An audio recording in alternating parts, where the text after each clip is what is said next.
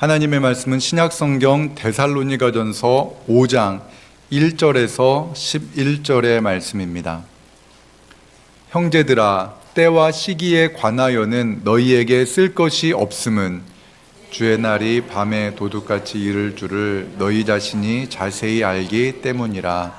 그들이 평안하다 안전하다 할 그때에 임신한 여자에게 해산의 고통이 이름과 같이 멸망이 갑자기 그들에게 이르리니 결코 피하지 못하리라.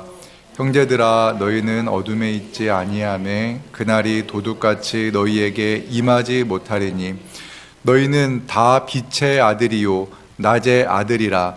우리가 밤이나 어둠에 속하지 아니하나니 그러므로 우리는 다른 이들과 같이 자지 말고 오직 깨어 정신을 차릴지니라. 자는 자들은 밤에 자고 취하는 자들은 밤에 취하되 우리는 낮에 속하였으니 정신을 차리고 믿음과 사랑의 호심경을 붙이고 구원의 소망의 투구를 쓰자. 하나님이 우리를 세우심은 노하심에 이르게 하심이 아니요 오직 우리 주 예수 그리스도로 말미암아 구원을 받게 하심이라. 예수께서 우리를 위하여 죽으사 우리로 하여금 깨어있든지 자든지 자기와 함께 살게 하려 하셨느니라. 함께 읽습니다. 그러므로 피차 권면하고 서로 덕을 세우기를 너희가 하는 것 같이 하라. 아멘. 우리가 사도신경에 대해서 함께 말씀을 나누고 있습니다. 사도신경, 우리가 지난 시간까지 예수 그리스도가 어떠한 분인가, 우리 주 예수 그리스도가 어떠한 분인가에 대해서 함께 살펴보았는데, 지난 시간까지 살펴본 예수 그리스도, 이 사도신경에 대해서 먼저 우리 함께 같이 읽겠습니다. 나는 그의 유일하신 아들 우리 주 예수 그리스도를 믿습니다. 그는 성령으로 잉태되어 동정녀 마리아에게서 나시고 본디오 빌라도에게 고난을 받아 십자가에 못 박혀 죽으시고 장사된 지 사흘 만에 죽은 자 가운데서 살아나셨으며. 아멘. 예수 그리스도가 어떠한 분인가 우리가 하나하나 살펴보고 있는데, 우리는 예수 그리스도가 하나님의 유일하신 아들이심을 믿습니다. 그리고 우리가 예수님은 성령으로 잉태되어 동정녀 마리아에게 나셨습니다. 그래서 아들을 낳으리니 임마누엘이라 하리라라는 그 말씀 여러분 기억하시죠? 하나님이 우리와 함께 계신다. 이것이 바로 임마누엘 신앙입니다. 동정녀 마리아에게서 나셨다. 이 땅에 하나님이 우리와 함께 계신다라는 그 임마누엘 신앙을 우리가 살펴보았고, 또한 본디오 빌라도에게 고난을 받아 십자가에 못 박혀 죽으셨다라는 이 십자가의 신앙을 함께 살펴보았는데, 예수님이 누구를 위해서 십자가에 달려 죽으신 겁니까? 네? 우리 정확하게 해야 됩니다. 같이 한번 따라하겠습니다. 나를 위해서. 이것이 먼저 중요합니다. 예수님이 우리를 위해서도 참 중요하지만 먼저 나 한 사람을 구원하시기 위해 예수님이 십자가에 달려 죽으셨다라는 이 믿음이 필요합니다.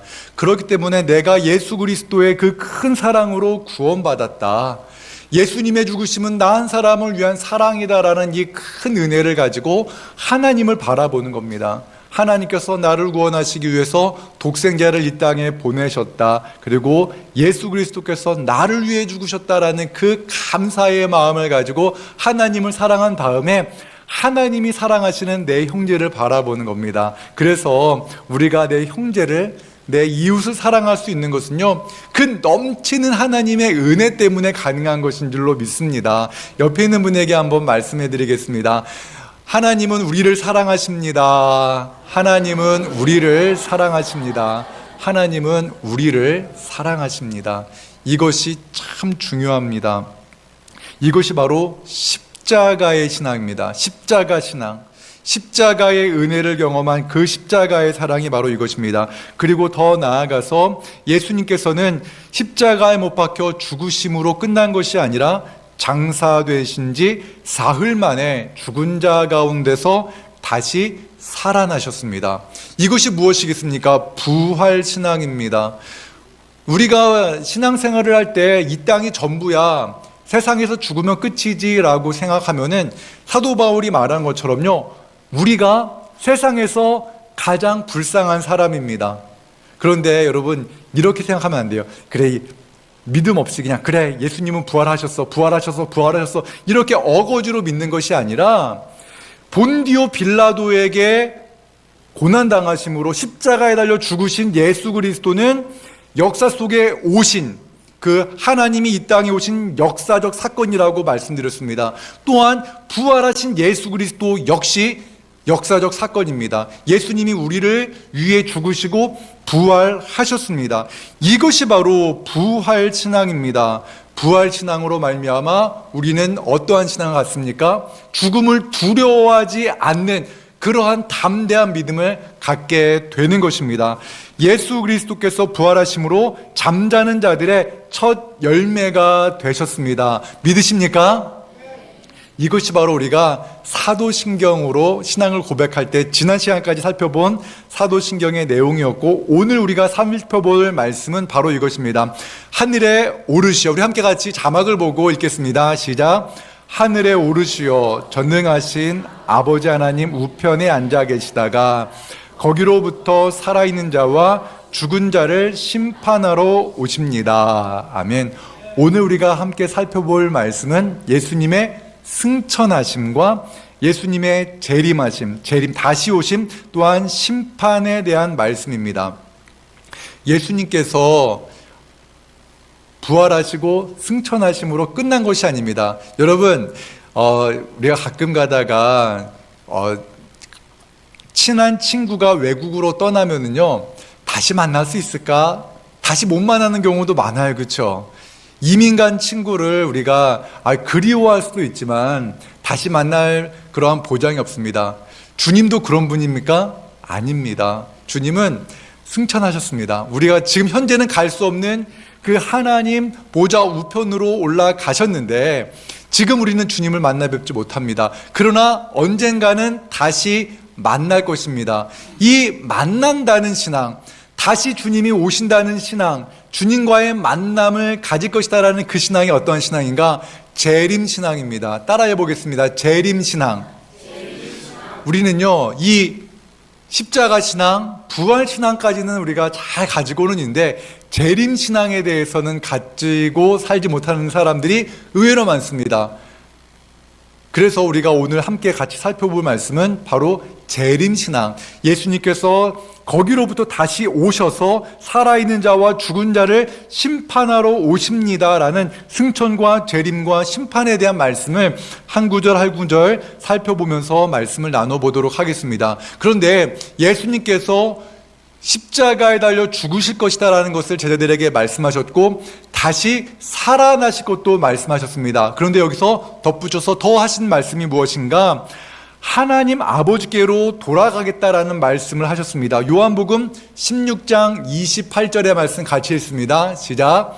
내가 아버지에게서 나와 세상에 왔고 다시 세상을 떠나 아버지께로 가노라 하시니. 아멘. 예수님은요, 아버지로부터 나오셔서 세상에 오셨습니다. 성령으로 잉태되어 동정녀 마리아에게서 나셨습니다. 그리고 예수님께서는 십자가에 달려 죽으시고 장사 지낸 지 사흘 만에 다시 살아나셨습니다. 그리고 승천하셔서 아버지께로 가셨다라고 말씀하십니다.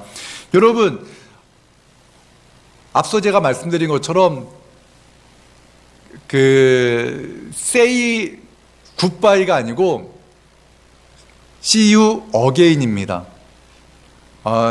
어떤 분이 이런 말씀하셨어요. 외국에서, 미국에서 있었던 일 같아요. 물론 이건 어떤 분이 예화로 쓰는 건데, 한 어머니가 있었습니다. 신앙이 좋은 어머니가 있었는데, 이제 목숨이 이제 주님 곁에 갈 날이 얼마 남지 않았습니다. 가쁜 호흡을 하면서 아들 둘을 불렀습니다. 신앙이 좋은 아들에게, 아니 먼저 신앙이 좀 안 좋은, 아니 신앙이 없는 아들에게 이런 말을 했습니다. 굿바이. 이렇게 인사했습니다. 굿바이. 굿바이 뭔지 이해하시죠? 안녕. 잘 가. 이렇게 말했습니다. 그런데 신앙이 좋은 아들, 예수 그리스도를 잘 믿는 아들에게는 어떻게 인사했는가? See you again.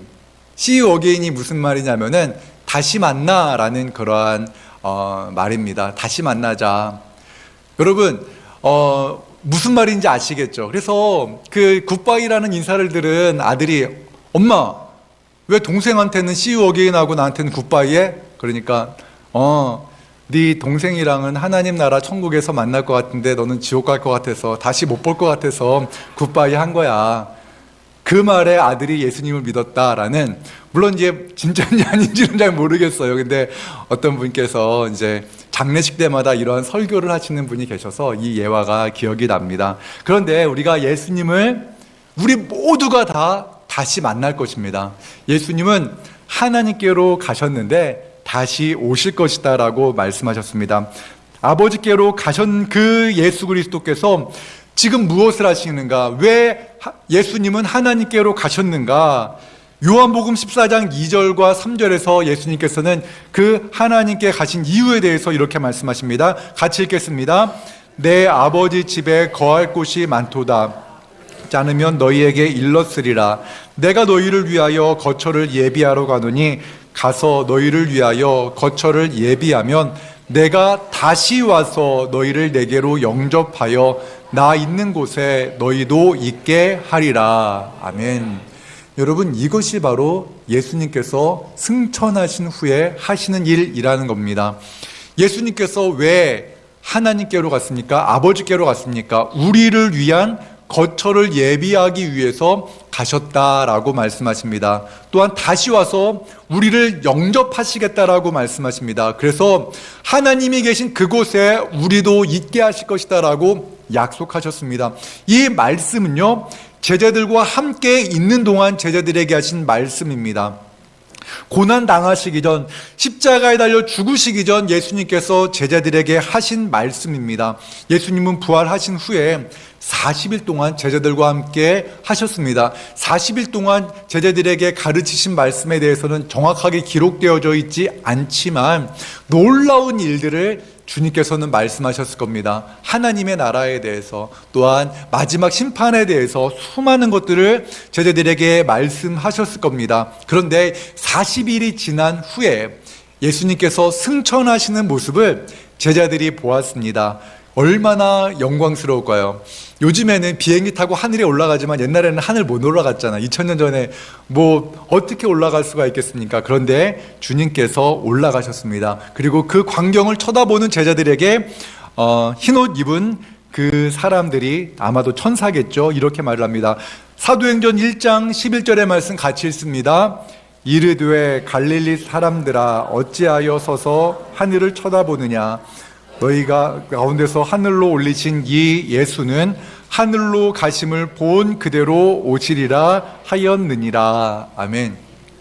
저는요, 제자들이 매 순간순간 예수님이 언제 오실까 기대하면서 하루하루 살았을 것이다 라고 저는 믿습니다. 하루하루, 그래 오늘 주님이 오실 거야 그러면서 오늘 기대하며 하루하루 살다 보니까 그들은 하루하루가 기대감 속에서 살았을 거라 믿습니다. 그리고 그들은 예수님께서 승천하신 것을 보았기 때문에, 부활하신 것을 보았기 때문에 사도들, 12제자들 대부분은 다 순교당했거든요. 대부분 다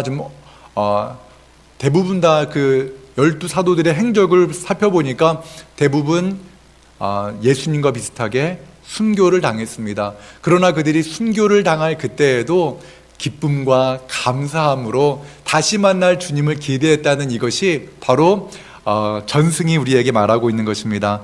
우리가 예수님이 그 올라가신 그대로, 우리는 올라가신 예수님을 보지 못했습니다. 그러나 놀라운 것은 뭔지 아십니까? 우리가 예수님을 믿잖아요. 그러면 우리의 믿음과 사도들의 믿음과 큰 차이가 없다는 겁니다. 믿으시죠? 이것이 놀라운 비밀입니다. 어떻게 우리가 사도들의 믿음처럼 그런 믿음을 가질 수 있을까? 그것은 바로 주님이 우리와 함께 하시기 때문인 줄로 믿습니다. 그런데 여러분, 사도 중에서, 사도는 아니었지만 예수님의 제자들 중에서, 예수님과 함께 했던 그 제자들 중에 스데반, 그는 7 집사 중 한 사람이었습니다. 그가 예수님을 담대하게 전했습니다. 그를 죽이려는 수많은 그러한 유대 종교 지도자들 앞에서도 그는 예수님을 담대하게 전했습니다. 그런데 그가 사람들로 하여금 돌에 맞아 죽기 직전에 성령께서 그의 눈을 활짝 열어주시자 그가 무엇을 보았는가? 놀라운 것을 보았습니다. 우리 함께 같이 사도행전 7장 55절 56절의 말씀 같이 읽습니다. 시작. 스데반이 성령 충만하여 하늘을 우러러 주목하여 하나님의 영광과 및 예수께서 하나님 우편에 서신 것을 보고 말하되 보라 하늘이 열리고 인자가 하나님 우편에 서신 것을 보노라 한데, 여러분 이것을 스데반이 보았습니다. 물론 이것을 말했을 때 사람들이 귀를 막고 스데반을 성전 밖으로 끌고 나가서 그에게 돌을 던져 그를 죽였습니다. 그러나 그는 영광스러운 주님을 보고 또한 그가 보았던 예수님, 너무나 사랑스럽고 너무나 아름다운 예수 그리스도를 보았기 때문에 그는 돌에 맞아 죽으면서까지 그는 어떻게 기도합니까? 주여 주 예수여 내 영혼을 받아 주시옵소서. 또한 그는 이렇게 기도합니다. 주여 이 죄를 그들에게 돌리지 마옵소서. 여러분 이런 거예요. 예수님을 보았는데 예수님이 저렇게 영광스럽게 우리와 함께 하시고 이렇게 놀라운 은혜로 우리와 함께 하시는데 그 예수님을 믿지 않는 저들을 불쌍히 여겨주십시오. 이 죄를 그들에게 돌리지 마시옵소서라고 기도하게 되는 겁니다. 여러분들은 어떻습니까? 예수님을 믿지 않는 사람들이 불쌍합니까? 죽거나 말거나 지옥 가거나 말거나 합니까? 아니 됩니다. 불쌍한 마음을 가져야 됩니다. 예수님을 모르기 때문에 그렇게 교회 다니는 사람들을 싫어하고 또한 교회에 나가자고 말하면은 내가 그 정도까지는 아니거든 이렇게 말하는 사람들이 참 많잖아요. 그런데 그들을 우리는 불쌍히 여겨야 됩니다. 우리가 이 스데반의 마음을 가질 수 있는 것, 그것은 바로 살아 역사하시고 지금도 우리와 함께 하시는 예수 그리스도를 보게 되면 그 예수 그리스도를 믿지 않는 사람들이 불쌍하게 여겨져야 됩니다. 여러분 믿지 않는 사람들이 불쌍하게 여겨지지 않는다면 우리가 예수 그리스도를 진심으로 믿지 못하고 그 놀라운 은혜를 우리가 미리 맛보지 못하기 때문일 수도 있다는 것을 여러분 기억하시기 바랍니다. 그런데 우리가 사도신경에서 고백하는 것처럼 하나님 보좌 우편에서 앉아 계시다라는 신앙 고백을 하지 않습니까? 여기서 다른 것들은 다 과거형이에요. 동정녀 마리아에게 태어나셨다, 역사적 이미 과거형. 또한 십자가에 못 박혀 죽으셨다, 과거형입니다. 그런데 현재형으로 사용되어진 그것이 있는데 그것은 바로 하나님 보좌 우편에 앉아 계신다라는 이것은 현재형입니다. 지금 우리 주님은 하나님 보좌 우편에 앉아 계십니다. 하나님 보좌 우편에 앉아서 무엇을 하시는가? 우리가 함께 같이 로마서 8장 34절의 말씀 같이 읽겠습니다. 같이 읽습니다. 시작. 누가 정죄하리요? 죽으실 뿐 아니라 다시 살아나신 이는 그리스도 예수시니 그는 하나님 우편에 계신 자요 우리를 위하여 간구하시는 자신이라. 아멘. 예수님께서 하나님 보좌 우편에 앉아서 아이고 졸립다 주무시는 분이 아닙니다. 게임하시는 분도 아니고요. 그곳에서 재미있는 영화 보시면서 우리를 외면하는 분이 아닙니다. 우리의 인생 가운데 어떠한 문제가 일어나는데 우리 예수님께서 미안해 내가 깜빡 졸아서 미안해 이런 분이 아니라는 겁니다. 우리 주님은 우리를 위하여 간구하시는 분입니다. 목사는 성도님들의 형편을 몰라요. 그러나 우리 주님은 우리를 너무나 잘 아시고 우리를 위하여 친히 간구하시는 분이다라고 말씀합니다. 우리가 예수님의 이름으로 하나님께 기도할 때 우리의 기도를 하나하나 들으시는 분이 바로 우리 구주 예수 그리스도이신 줄로 믿습니다. 그 보좌 우편에서 우리의 모든 기도를 하나님께 아뢰며 우리를 위해 간구하시는 분이 우리 주 예수 그리스도이십니다. 더 나아가 우리 주님은 어떠한 분이신가? 요한계시록 3장 20절의 말씀 같이 읽습니다.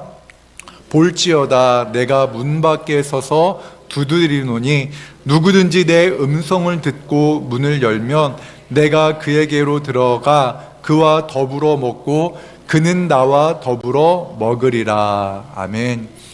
예수님은 지금도 우리를 두드리고 계십니다. 우리의 마음의 문을 두드리십니다.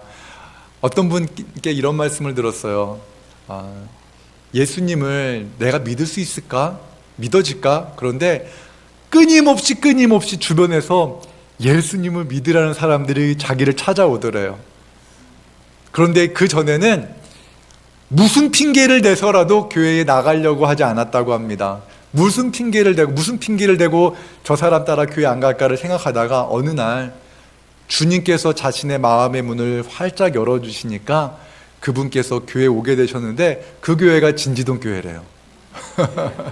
아까 점심시간에 우리 교회에 이제 등록하기 원하시는 한 성도님께서 그런 말씀을 하시더라고요. 이전에는 그냥 많은 사람들이 교회 나가자라고 이렇게 이야기를 했는데 그때는 정말 들리지도 않더래요. 그런데 끊임없이 많은 친구들이 함께 가서 예배드리자, 예수님 믿자라고 말을 했는데 주님의 때가 되니까 그 마음의 문을 활짝 열고 주님께 예배를 드렸는데 주일이 너무나 기대된다 하시더라고요. 여러분, 여러분들이 그런 마음으로 우리 교회에 처음 마음의 문을 열고 오시는 분들이 계시거든요. 그러면은 우리가 그분들을 외면하는 것이 아니라 따뜻하게 환대하시면 좋을 것 같습니다. 따뜻한 눈빛으로 우리 한번 연습 한번 해볼까요? 주님의 이름으로 사랑합니다. 한번 옆에 있는 분에게 한번 인사해 보겠습니다. 주님의 이름으로 사랑합니다. 사랑합니다.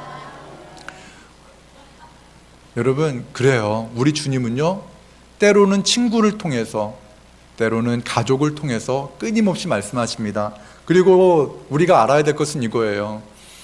우리가 주님의 입술이 되어야 됩니다. 주님의 입이 되어야 되고 주님의 손이 되어야 됩니다.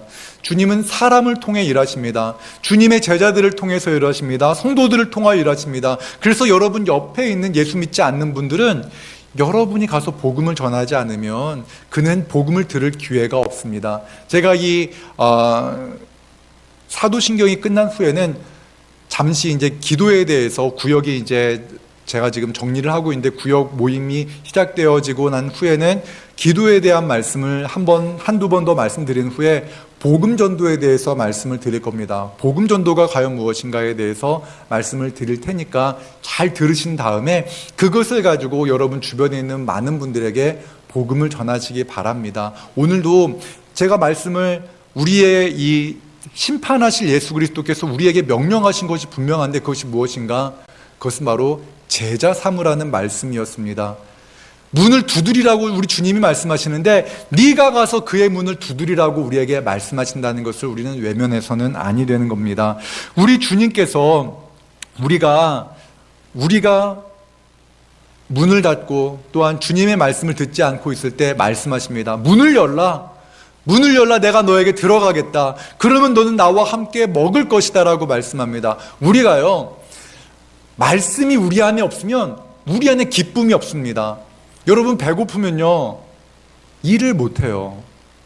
과거에 제가 그 사진을 보니까 과거에 우리나라 조선시대랑 뭐 이렇게 일제강점기 시대 때 사람들이 물론 쌀이 뭐 완전히 없을 때는 아니었겠지만 그때 우리나라 사람들이 밥을 얼마나 먹었는지 여러분 아시죠?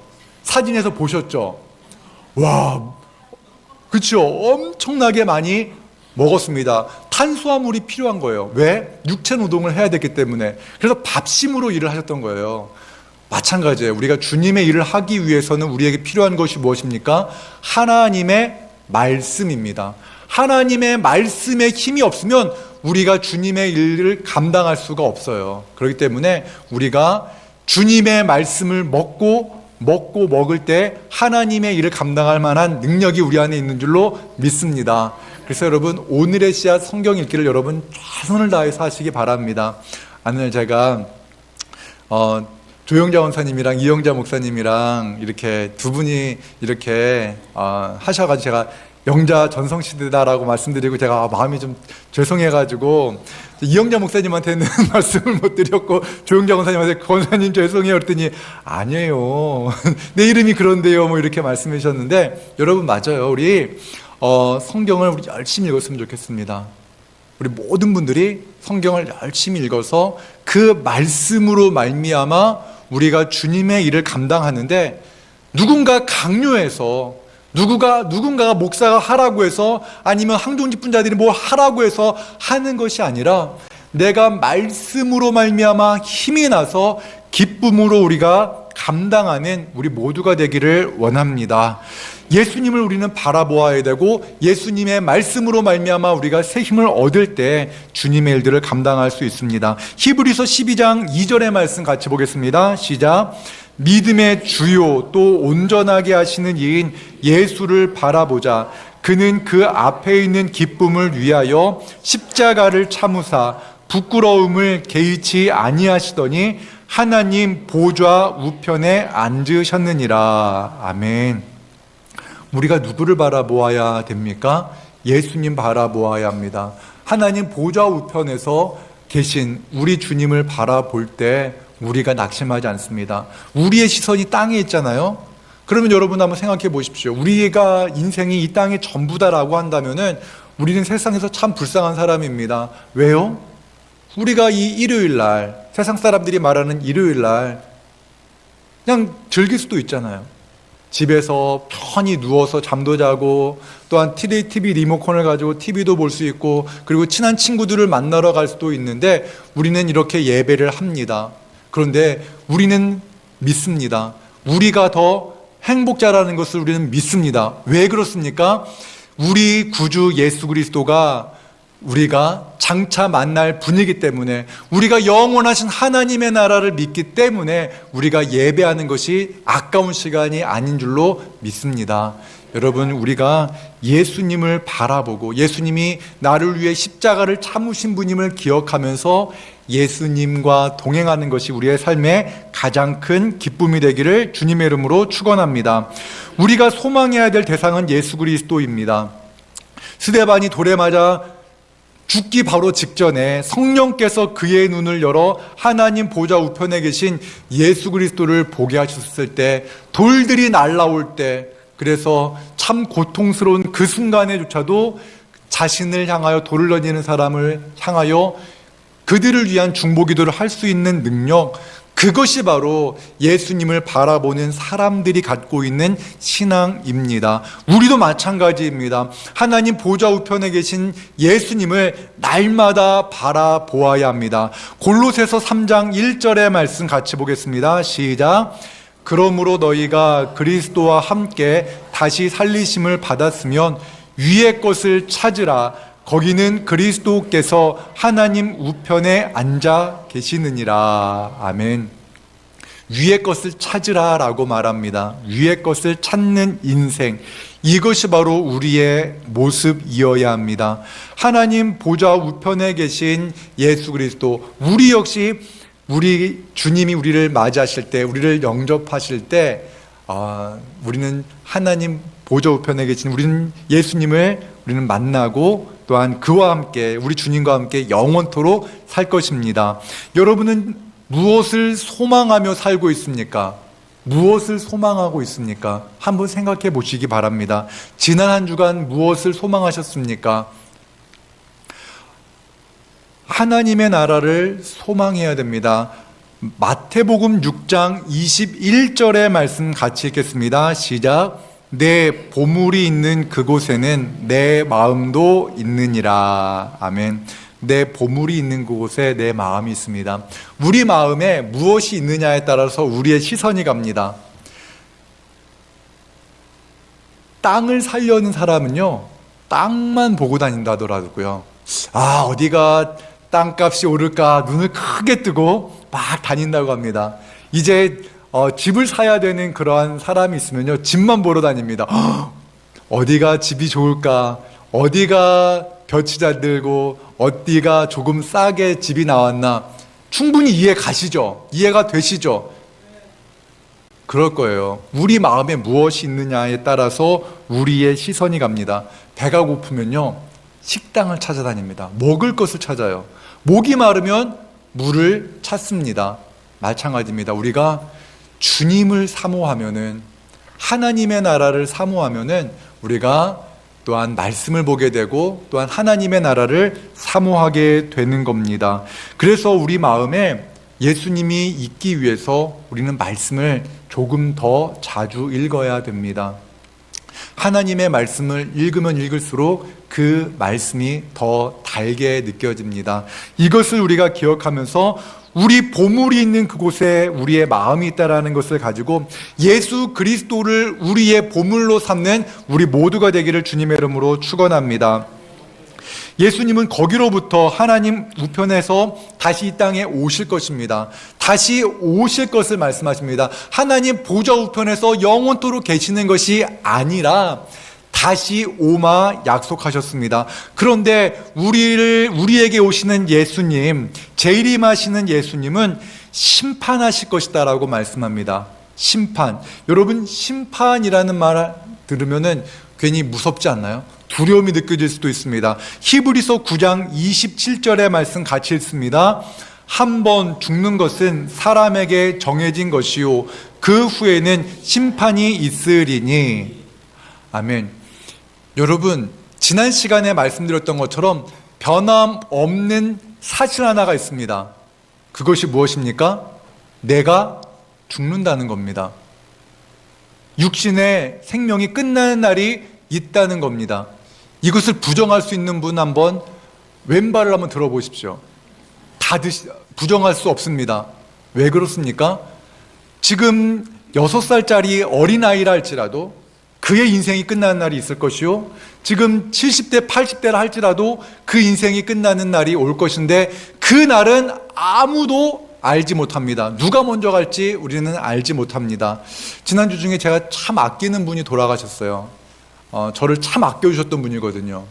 참 아껴주시고 저를 참 아들처럼 여겨주셨던 분인데 갑자기 위암을 이기셨다는 말씀을 들었는데 갑자기 뇌경색이 와가지고 뇌출혈로 이렇게 뇌출혈로 갑자기 돌아가셨다는 말씀을 들어서 참 안타까웠는데 꼭 우리 진지동 교회 한번 오셔서 제가 식사를 대접하고 싶었거든요. 근데 참 금방 가시더라고요. 아, 하나님 부르시니까 이렇게 금방 가시는구나 라는 마음이 들어서 참 죄송한 마음이 들었었는데, 그렇습니다. 한 번 죽는 것은 사람에게 정해진 겁니다. 우리가 다 죽습니다. 그런데 그 후에 그것으로 끝나는 것이 아니라 그 후에는 무엇이 있다고요? 심판. 그런데 여러분, 이 심판이 여러분 두렵습니까? 두려울 수도 있습니다. 하나님은 공의로우시기 때문에 우리의 모든 죄는 심판받을 것입니다. 심판받아요. 예외가 없어요. 그런데 놀라운 은혜가 있습니다. 우리의 모든 죄가 예수 그리스도께 옮겨졌습니다. 우리가 지었던 모든 그 작은 그 죄 하나하나의 목록이 생명책에, 하나님의 그 심판의 책에 다 기록되어져 있는데 그 모든 죄가 누구에게 옮겨졌습니까? 예수 그리스도에게 옮겨짐으로, 그 예수 그리스도께서, 우리 주 예수 그리스도께서 우리를 위하여 그 모든 죄를 짊어지시고 십자가에서 그 죄값을 치르셨습니다. 그렇기 때문에 우리가 예수님을 나의 주로 고백할 때 우리의 죄는 용서받는 것입니다. 그래서 우리가 심판을 두려워하지 않을 그 이유는 무엇입니까? 예수님이 나를 위해 십자가에 달려 죽으시고 그 죽으심으로 말미암아 나의 모든 죄가 용서받았습니다라는 이 십자가의 신앙이 있기 때문인 줄로 믿습니다. 그렇기 때문에 심판을 두려워하지 마십시오. 죽음도 두려워하지 마시고 심판을 두려워하지 마시고 그 주님과의 만남을 기대하는 우리 모두가 되기를 원합니다. 그런데 그 심판의 때가 언제 올 것인가? 성경은 이렇게 말합니다. 데살로니가전서 5장 2절과 3절의 말씀 같이 읽습니다. 시작. 주의 날이 밤에 도둑같이 이를 줄을 너희 자신이 자세히 알기 때문이라.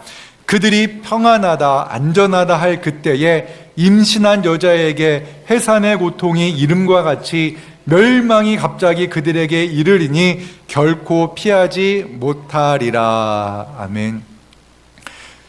주님의 날이 도둑같이 이른다라고 말합니다. 도둑 당해보신 분 계십니까? 도둑질, 누가 강도가진 아니오고 밤손님이 와가지고 집안에 그 폐물들을 싹 훔쳐가신 분 계시죠? 있죠? 네, 웃으시는 분들이 아마 한 번 정도는 다 그런 경험이 있을지 몰라요. 그런데 그때 올 줄 알았습니까? 문 한 번 안 잠그고 가는데 그날 오지 않습니까? 그렇죠? 도둑은 그렇게 임합니다. 마찬가지입니다. 주님의 날이, 주님의 심판의 날이 그렇게 임할 것이다라고 말합니다. 주님의 심판의 날에 대한 비유, 하나님의 때, 하나님의 나라, 천국에 대한 비유가 여러 군데 나오는데, 특별히 달란트의 비유가 그 주님과의 만남을 기록한, 그 심판의 때를 기록한 말씀이거든요. 우리 함께 같이 마태복음 25장 14절과 15절의 말씀 같이 읽겠습니다. 시작.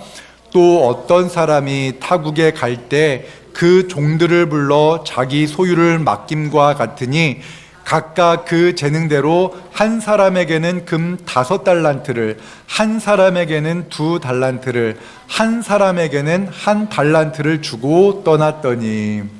이 달란트라는 것은 돈을 말합니다. 금 또는 은을 말하는데요. 이것은 참 큰 돈입니다. 이 돈을 주면서 너희들 장사해 라는 말도 안 하고 주고 갔습니다. 그런데 여러분, 이 사명을 맡긴 주인이 아주 멀리 갔나 봐요. 몇 년 후에 돌아왔는지는 모르지만 오랜 시간 동안 그 종들은 그 받은 달란트를 가지고 장사를 했습니다. 장사해 보신 분들은 알 거예요. 장사 재밌죠? 그게 내 생계랑 상관이 없어요. 그것 때문에 먹고 사는 게 아니라 주인이 맡겨준 거예요. 주인이 이미 내 생계를 책임지고 있습니다. 그런데 그 사명을 가지고 장사를 한다면은 진짜 재밌을 것 같아요. 아닐까요? 목사님이 현실을 모르는군요. 장사가 얼마나 힘든데. 그렇게 생각하지 마시고요. 돈 버는 재미 좋죠? 돈이 벌리면요. 5달란트 맡은 사람이요. 장사를 했는데요. 돈이 벌리는 거예요. 장사를 했는데 돈이 막 벌리는 겁니다. 얼마나 재밌었겠어요. 이 사람은요, 빨리 주인이 왔으면 좋겠다. 자랑하고 싶은 겁니다. 2달란트 맡은 사람도 마찬가지예요. 너무나 신이 나는 겁니다. 주인이 그 달란트를 알고 있었습니다. 그의 재능을 알고 있었습니다. 2달란트를 맡겼는데 막 했는데, 예를 들면 1,000만 원을 받았는데 그 1,000만 원 2,000만 원이 된 겁니다. 우와, 너무 재밌다. 주인이 오면 나 이거 가지고 얼마나 자랑하고 싶은가. 이렇게 생각하고 있었습니다. 여러분, 저는 사명이 바로 저는 그것이라고 믿습니다. 우리 주님께서는요, 우리에게 사명을 맡기셨습니다. 저는 교회에서 하는 그 모든 일들이 저는 사명의 한 가지라고 생각합니다. 그래서는요, 여러분들이 하는 그 어떠한 봉사 사역을 기쁨과 감사함으로 감당했으면 좋겠습니다. 특별히 식당에서 봉사하는 일도요, 참 기쁘게 우리 진지동교회 너무나 최선을 다하고 기쁨을 하시는데, 저는 그 음식 하나하나 만드는 것이 내가 힘들어, 아이고 내가 빨리 은퇴해서 빨리 나와야지, 이런 마음이 아니라요, 기쁘다. 이 음식을 먹는 사람들의 그 기뻐하는 모습을 보면서 너무나 행복해하는 우리 모두가 되기를 원합니다. 또한 찬양대를 하시는 분들도요, 기쁘다, 감사하다라는 마음으로 우리에게 맡긴 그런 일들을 감당했으면 좋겠습니다. 여러분, 사명이라는 것은 바로 기쁨으로 감당하는 겁니다. 여러분, 제가 설교하는 것이 힘들까요? 준비하는 것은 힘들어요. 준비하는 건 정말 힘들어요. 하지만 설교하는 건 저 너무나 행복해요. 그래서 아내에게 제가 참 매주 토요일마다 말을 합니다. 너무 힘들어. 힘들어요. 그냥 오랜 시간 동안 그냥 목요일부터 계속해서 이 설교를 준비하는 것이 쉽진 않아요. 그런데 주일날 설교할 때 너무나 기쁩니다. 왜요? 하나님 말씀 전하는 것을 참 재밌어요, 여러분. 그 기쁨을 누리기 원하시면 저에게 말씀해 주십시오. 한번 설교를 할 수 있는 기회를 드릴까요? 근데 여러분, 제가 이것을 사명으로 느끼고 있기 때문에 설교하는 걸 전 너무나 행복해합니다. 지금도 여러분, 제가 힘들어서 마지못해서 한다고 생각합니까? 아니에요. 너무나 기쁩니다. 하나님의 말씀을 전하는 것이 너무나 기쁘고 즐겁습니다. 그 말씀을 전하는 것이 너무나 기쁜 것처럼 하나님께서 맡기신 그 사명, 달란트를 남기는 것이 큰 기쁨이 되었던 것입니다. 여러분, 저는 그렇게 믿어요. 사명을 땅에 묻어버린 그 한 달란트 땅에 묻어버린 사람은요, 매 시간이 두려움이었을 겁니다. 땅에 묻었으니까 누가 훔쳐가지는 않았을까? 누가 도둑질하면 어떡하지? 주인이 오면 나는 무슨 변명을 해야 되지? 시간이 두려운 겁니다. 5달란트를 남긴 종은요, 주님과의 만남이 기뻤습니다. 기뻤을 거예요. 그렇죠. 주님께서 맡기신 5달란트, 제가 5달란트를 더 남겼습니다 라고 말할 때에 그 종의 얼굴을 여러분 상상해 보십시오. 얼마나 기뻐하는 모습입니까? 저는 이러한 모습이 우리 모든 성도님들이 주님을 만날 때의 모습이기를 축원합니다. 그리고 우리가 사명을 하나 가지고 있어요. 누구도 예외일 수 없는 사명이 있는데요, 그것은 바로 마태복음 28장 19절과 20절의 말씀입니다. 함께 같이 말씀 읽겠습니다. 시작. 가서 성령의 이름으로 세례를 베풀고 내가 너희에게 분부한 모든 것을 가르쳐 지키게 하라. 볼지어다 내가 세상 끝날까지 너희와 항상 함께 있으리라 하시니라. 아멘. 여러분, 이것이 우리 모두에게 맡긴 사명입니다. 여러분 모두가 이 제자 삼으라는 사명을 받았습니다. 목사님, 저는 여기에 속하지 않습니다라고 말할 수 있는 분은 아무도 없습니다. 그런데 우리가 이 사명에 대해서 사실은 부담을 느끼는 것이 사실입니다. 누군가에게 예수님을 알지 못하는 자, 예수님을 모르는 자, 예수님의 제자와 제자됨에 상관없이 살아가는 그러한 많은 사람들에게 우리가 복음을 전하지 못한 채 살아갈 때가 있는데, 이러면 우리가 천국을 사모하지 못합니다. 주님의 심판의 날을 기대하지 못합니다. 전도하는 성도들이 가장 행복하게 저는 신앙생활하는 것을 봅니다. 교회마다 가장 행복한 성도가 누구인가? 전도하는 사람이었습니다. 제가 여러 교회를 거쳐보았는데요, 가장 역동적으로 신앙생활하는 분들은 전도하는 성도입니다. 내가 전도해서 한 영혼을 전도해서 그와 함께 예배에 나오는 사람들은 얼굴이 반짝반짝 빛납니다. 여러분들이 얼굴이 반짝반짝 빛나지 않는다는 말은 아니지만 주여 여러분, 정말이에요. 제가 여러 교회를 섬겼는데요, 가장 기도 많이 하고 가장 간절하게, 또한 교회가 하나님의 말씀의 본질에 바로 서기를 간절히 소망하는 성도들은 전도하고 또한 제자 삼고 그가 세례받는 것을 보면서 그를 축복하는 그러한 성도들이 가장 기쁘게 신앙생활을 합니다. 그래서는 우리가 올해 제가 계속 예배에 대해서 여러분들에게 말씀드리고 있지 않습니까? 먼저 예배가 회복되어지는 것이 우선입니다.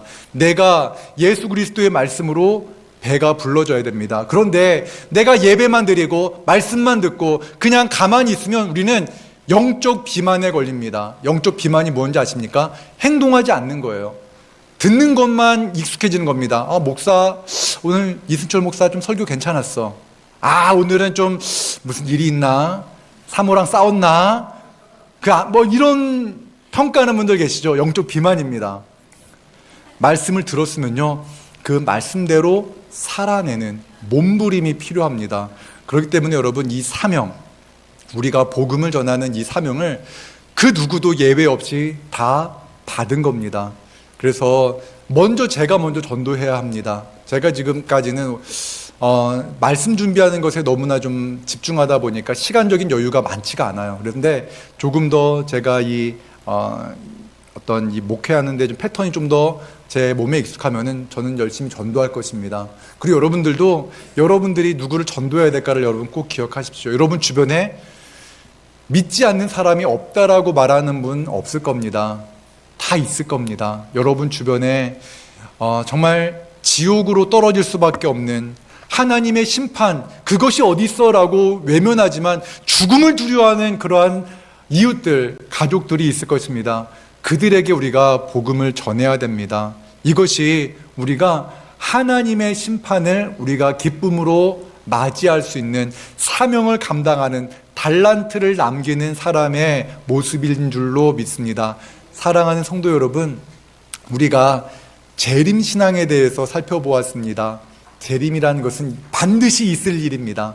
우리가 주님이 다시 오시기 전에 우리가 먼저 잠들 수 있습니다. 예수 그리스도 아래서 잠들지도 모릅니다. 그러나 천사의 그 나팔 소리가 울릴 때, 주의 호령이 있을 때 우리가 먼저, 예수님 안에서 잠든 자가 먼저 주님께 불려 올려갈 것입니다. 그때 우리가 어떠한 마음으로 만나겠습니까? 주님 너무나 감사합니다. 내가 주님 만나기를 소망했고 주님이 너무나 좋기 때문에 주님을 내 이웃에게, 믿지 않는 사람들에게 전하는 그것 너무나 행복했습니다. 내가 예수님을 만나서 그렇게 지옥같이 정말 힘겹게 살아가던 그 영혼이 예수님 만난 다음에 그의 얼굴이 천사처럼 바뀌는 것을 저는 수없이 보았습니다. 주님 사랑합니다. 감사합니다. 고백하는 우리 모두가 되기를 원합니다. 이 시간 우리 함께 같이 기도하겠습니다. 하나님 아버지 감사합니다. 주님께서 다시 오시마 약속하심을 우리는 믿습니다. 주님께서 우리를 위해 십자가에 못 박혀 죽으시고 부활하시고 승천하시고 다시 이 땅에 오실 때 하나님, 세상 사람들은 두려워 떨 것이나 하나님, 우리는 주님과의 만남을 기대하고 기쁨으로 주님을 맞이할 줄로 믿습니다. 그러한 재림신앙으로 살게 하여 주시고, 하나님 아버지, 우리 주변에 믿지 않는 친지들에게 또한 우리 이웃들에게 예수님을 담대하게 전하는 우리 모두가 되게 하여 주시옵소서. 예수님의 이름으로 기도합니다. 아멘.